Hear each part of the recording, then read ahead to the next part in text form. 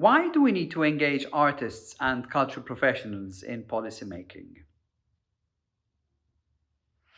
In my career of working on policy development and designing policies, and also in my work as an artist and theatre maker, I can see that on most occasions, they're separate worlds. Artists see policymakers very distant from their reality on the ground, and vice versa. Policymakers see artists as individuals whose role is to create work and not think of policies, because that's a science that has nothing to do with what's done in the process of creating art. Now, the pandemic has perhaps shown us how these two worlds coming together can have a positive impact. Because we've seen on numerous occasions, even UNESCO itself, various organizations and even artists coming together because of a crisis to find solutions, effective solution in the shortest time span possible. So we've seen and we've all experienced these moments of these perhaps two worlds that can create amazing things when they collide. Now, in a positive way, of course. The latest UNESCO report, Reshaping Policies for Creativity, also focuses on participatory governance. And perhaps this is a moment where we can reflect a little bit on this.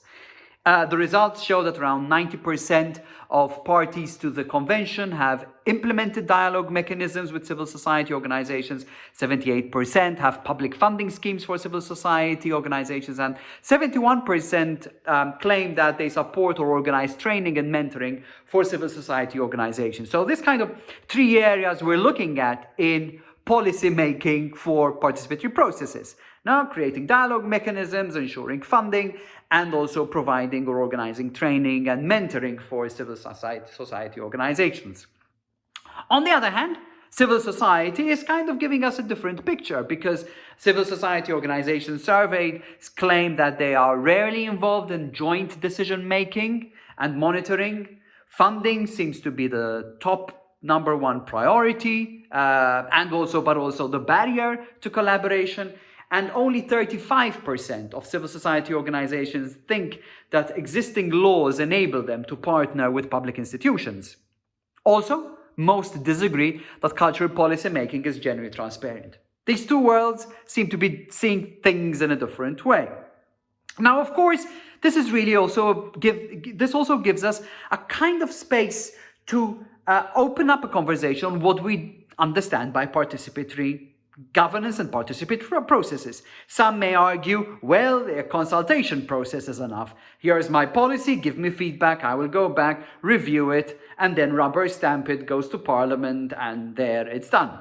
Or are we looking at a deeper, much more complex, long-term participatory process that really talks about joint decision-making and joint monitoring and sharing power and co-creating? Now let's go back to basics here. Let's look at the guiding principles on how we can actually achieve an open civic space. What are the ingredients? What do we need? And perhaps these may be obvious to a lot of us. This is a kind of cycle.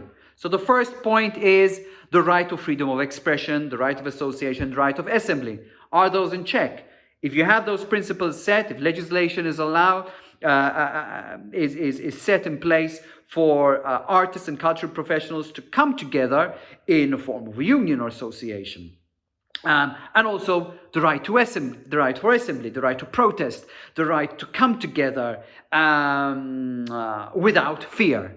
So you have this right of freedom of expression, which is the fundamental human right, so that also leads then to the right of participation. Can you actually participate and engage in these processes? Are you allowed, or are there only specific groups that are allowed into this conversation. Perhaps groups that are closer to government, or maybe groups set up by government, masked as civil society. Or those that are closer, be it politically aligned or so. But also the security of those who speak up. Is that guaranteed? Or is it actually creating a culture of fear? Therefore, if you speak up, you will face repercussions. And probably coming from a small country where the networks are closely knit, where everybody knows everyone else, this tends to be rather present.